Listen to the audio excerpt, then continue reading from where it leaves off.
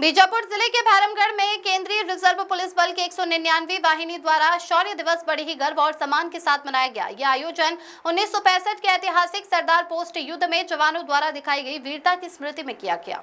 भैरमगढ़ के पातरपारा स्थित 199वीं वाहिनी सीआरपीएफ कैंप में शौर्य दिवस के अवसर पर भव्य कार्यक्रम आयोजित किया गया। कार्यक्रम में मुख्य अतिथि के रूप में बीजापुर रेंज के उप महानिरीक्षक बीएस नेगी शामिल हुए। समारोह की शुरुआत शहीद स्मारक पर वीर जवानों को श्रद्धांजलि अर्पित कर की गई।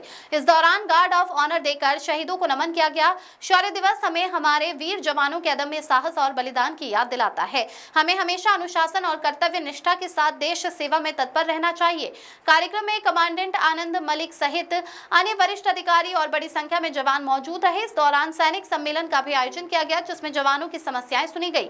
सायंकाल में सांस्कृतिक कार्यक्रम और बड़ा खाना का आयोजन किया गया, जिससे जवानों के बीच भाईचारा और मनोबल और भी मजबूत हुआ। शौर्य दिवस का यह आयोजन एक बार फिर सीआरपीएफ के वीर जवानों के साहस, समर्पण और बलिदान की गाथा को याद दिलाता है, जो हर भारतीय के लिए प्रेरणा स्रोत है। Bureau report.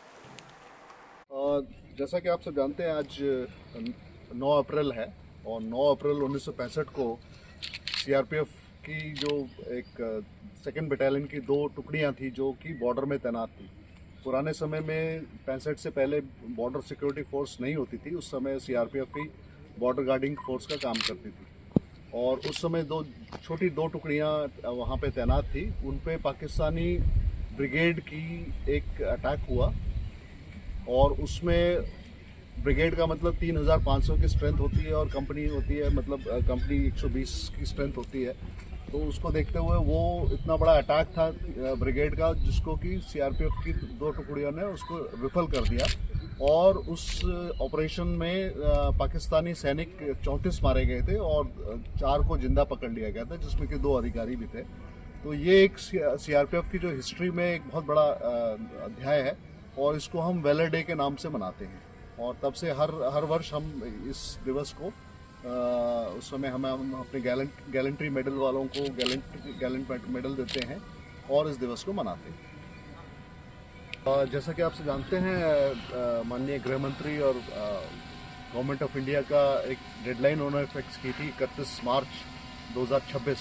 उस समय तक हम लोगों को नक्सलवाद मुक्त भारत बनाने की टास्क दिया गया था और हम लोग क्योंकि बीजापुर में तैनात हैं, बीजापुर में हम लोगों ने सीआरपीएफ बहुत पुराने समय से तैनात है और आज हम देख रहे हैं कि यहाँ पर नक्सलवाद पूरी तरह मुक्त हो रखा है।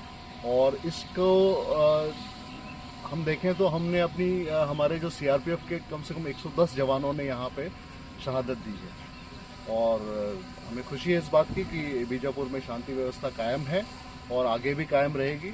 और पर यह है कि हम लोग अपने ये जो हम लोगों ने कार्य किया है, इसमें हम उन जवानों को भी याद करते हैं जिन्होंने अपने प्राणों की आहुति इसमें दी है।